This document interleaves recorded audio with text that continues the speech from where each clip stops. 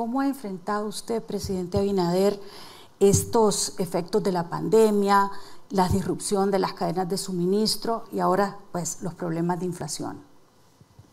Sí, gracias Marisol. Acabamos de venir de una reunión de la Organización Mundial de la Salud. Bueno, la primera reunión, igual que estos grandes eventos que tienen en los últimos 2 años. Y ellos allá, el director, el doctor Ghebreyesus, nos hizo un reconocimiento sobre el manejo de la pandemia. ¿Y por qué ese reconocimiento? Nosotros somos un país turístico. A diferencia de los demás países latinoamericanos y con la excepción de los pequeños estados caribeños. Bueno, y aquí tenemos al amigo Rodrigo Chávez, que también tiene cierta importancia el turismo en su economía. Pero en la nuestra es fundamental. Nosotros tenemos un 16%, entre un 16 y un 18% del Producto Interno Bruto y un 20% del empleo que depende del turismo. Imagínense cuál ha sido el sector más afectado con la pandemia, el turismo. Entonces, cuando llegamos al gobierno, en el medio de la pandemia, en su punto más alto, el ministro de Salud del gobierno 3 días antes de tomar posesión dijo prácticamente que el sistema de salud estaba colapsado. Y nosotros llegamos a aumentar la cantidad de camas, especialmente de UCI. Básicamente en 3 meses la duplicamos con una especial organización de la logística. Empezamos inmediatamente junto con el sector privado, porque no podíamos comprar directamente, porque estaban en investigación las vacunas. Pues el sector privado nos donó, hizo el primer aporte para la compra de vacunas y ponernos en una lista, en las primeras listas, que al final también hubo sus situaciones, como en todos los países. Pero también empezamos a hablar para la apertura del turismo y la apertura de los hoteles que estaban el 90% cerrados. Y ya ustedes saben lo que eso significa en términos del empleo. Mucha gente nos decía que eso era una locura incentivar el turismo. Pero logramos ya que en la temporada 2020-2021 pudiesen abrir el 50% de los hoteles. Pero ya eso era un 50% más de empleos. Y nosotros nos dimos cuenta, obviamente, que si no recuperábamos el turismo, no íbamos a recuperar la economía dominicana, con los datos que teníamos. Pues insistimos mucho en esa parte, pero para recuperar el turismo teníamos que también recuperar la salud. Logramos también que nos llegaran y adquirimos vacunas. Yo recuerdo que nos llegó el mismo día la vacuna a Colombia y a República Dominicana. Y empezamos a vacunar de manera intensa con una logística de todo el país. Vacunamos a los empleados de los hoteles también. Y logramos, que era el punto importante y por la cual el reconocimiento del OMS que decía al principio, abrir la economía, pero mantener la salud. Y hoy tenemos uno de los niveles de letalidad menor del mundo, 0.7. Estamos, según la CDC, en riesgo 1, o sea, igual que Estados Unidos, y pudimos abrir completamente la economía. Y por eso fuimos el país del mundo que más se recuperó en el turismo, según la OMT, que nos dio un reconocimiento. Y la verdad que hoy básicamente casi hemos eliminado, solamente nos queda un 10% de la infraestructura COVID. Nos hemos recuperado a un nivel que fuimos la economía latinoamericana que más creció el año pasado, con un 12.3%. Iván me quiere ganar este año, pero no, que no cante victoria todavía. Estamos como en el béisbol. Sí, el primer trimestre crecimos a un 6.1%. Yo pienso que el mes de abril, según he visto los datos preliminares, también vamos a seguir a ese mismo nivel. Y ya la economía va, las zonas francas, que como dice Iván, en el nearshoring, en el friendshoring, o friendshoring, como se dice, hemos crecido en más de un 34% las exportaciones. Las exportaciones tradicionales también nuestras han aumentado. Y si bien resalta la recuperación del turismo, en todas las áreas de la economía nosotros hemos nos ha ido mejor, incluyendo en la parte agrícola, que a pesar de que somos una isla, tenemos un sector agrícola bien poderoso, pero sí bien afectado, porque nosotros, a diferencia de otros países latinoamericanos, no tenemos petróleo, las materias primas las importamos, trigo, soya, maíz. Por ejemplo, allá en la producción de pollo, los productores avícolas dicen, nosotros no producimos pollo, nosotros ensamblamos pollo aquí en el país. Y es la realidad por las condiciones que tenemos. Pero lo importante es que hemos trabajado con cada sector, identificando las prioridades, y eso nos ha ayudado. En la parte de la inflación, y con esto concluyo, Marisol, hemos tenido que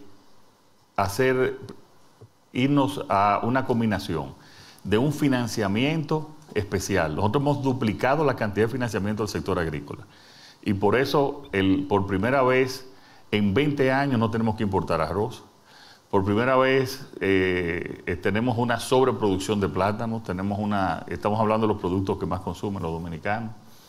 Y así también producción récord de pollo, prácticamente en todas las áreas. Aumentamos el financiamiento de la producción, pero también ahora después de la guerra, especialmente que han subido las materias primas, hemos tenido que ir a los subsidios. Nosotros dejamos en $85 el precio del petróleo, y de ahí en adelante le hice un discurso al país que entre 85 hasta 115, según nuestras proyecciones, podíamos mantener el subsidio. Hasta ahora, tú sabes, hoy está a 110, que es el WTI, el West Texas, que es el que compramos nosotros.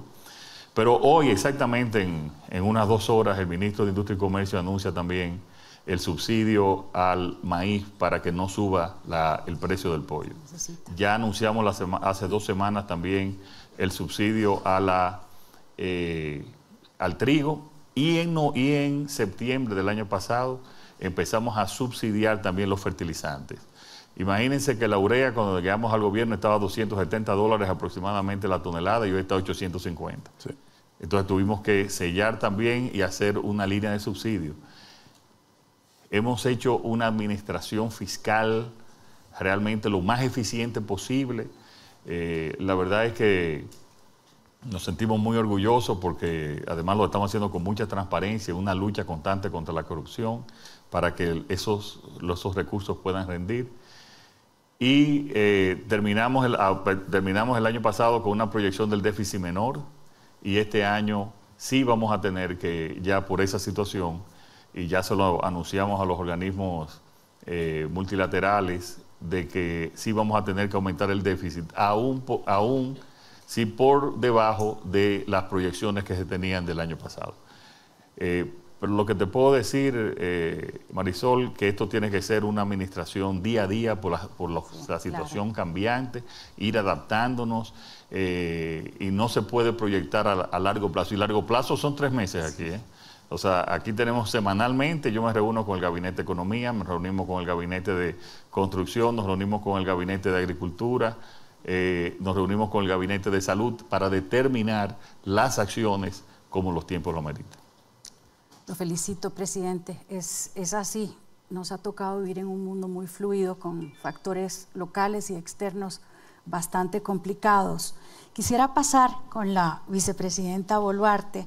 Pues el Perú fue uno de los países con una de las tasas de recuperación económica más altas en Latinoamérica. Se calculó que había crecido en 2021 en un 13.1%. Pero, ¿cuál es la visión y la estrategia de su gobierno para fortalecer la gobernabilidad, la confianza, y que se permita trabajar con el sector privado, promover más inversión y con eso generar empleo? Gracias, Marisol. Primero quiero saludar a nombre del Perú a cada uno de los asistentes a este Fórum Mundial de Economía, en el cual los países daremos a conocer aquello que vivimos. Y las preocupaciones que hay sobre el deterioro de nuestro medio ambiente. Usted, con esa capacidad ejecutiva, innovadora, ¿qué propone para la región latinoamericana como algunas medidas concretas para desarrollar el ecoturismo? Un área donde Costa Rica ha sido muy relevante. Sí, Marisol. Quería abundar algo sobre el punto anterior.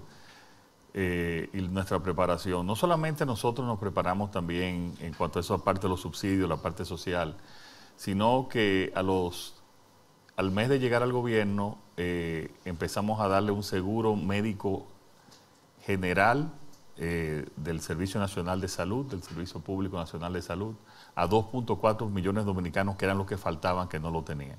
O sea, hoy por hoy ya el 98% de los dominicanos tienen su seguro médico básico. Y eso fue muy importante también para la recuperación en términos de la salud.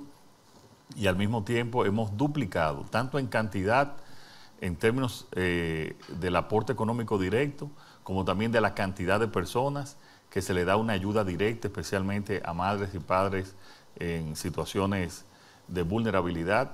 De 830.000, hoy le estamos dando a 1.650.000 y el doble de la ayuda directa que se le daba en su momento, porque tenemos que hacer siempre un balance entre el desarrollo y el crecimiento económico y realmente la distribución y la justicia social, que es debe ser el objetivo de cualquier política económica, disminuir los niveles de pobreza. Mira, República Dominicana tiene una matriz de producción, de generación de divisas y de empleos muy diversa, y eso es algo muy positivo para nosotros.